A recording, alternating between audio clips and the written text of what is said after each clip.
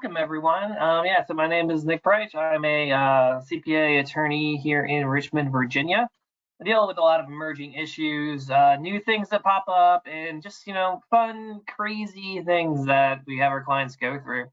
Cryptocurrency is the one that we're going to get into today, and I think it's one of the more interesting ones that we have out here.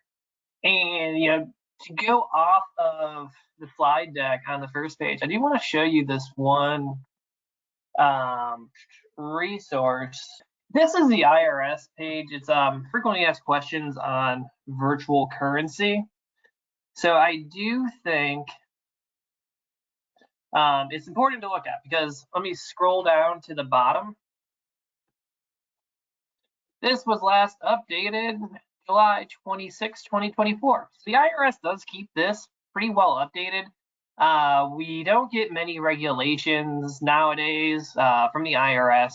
So a lot of their information comes via FAQs and notices and stuff like that. So we do want to make sure that we are keeping up to date as much as we can. So that way we know, exactly what's going on in there. Most of the stuff, you probably haven't seen many changes. The one I want to point out that I like seeing the update is they always kind of change. If you look at the Form 1040, that first page, I got a slide on this, but since we're already sharing this, I'll go into it now. They had that question, did you have digital assets? The weird thing is the way that the IRS interprets that changes based on the year that they were actually looking at. So for 2020, 2021, they both have different definitions. For 2021, if your only transactions involve virtual currency, during 2021, for purchasing it with real currency, you're not required to check yes. So I think the question reads, do you have any transactions with virtual currency?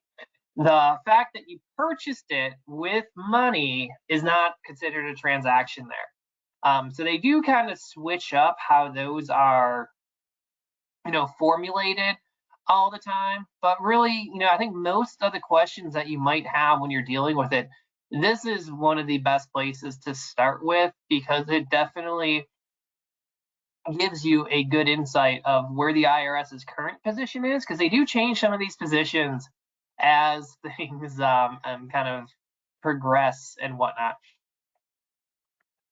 And as anything else, that's in the tech world, we do get things evolving, and they evolve rather quickly sometimes.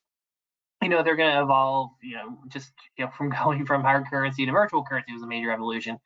But then we got things like forking, which just goes into peer-to-peer transactions. Different things evolved. NFTs eventually became a thing. All those fun things that kind of go through. As those get updated and we get new information, the IRS updates that all here.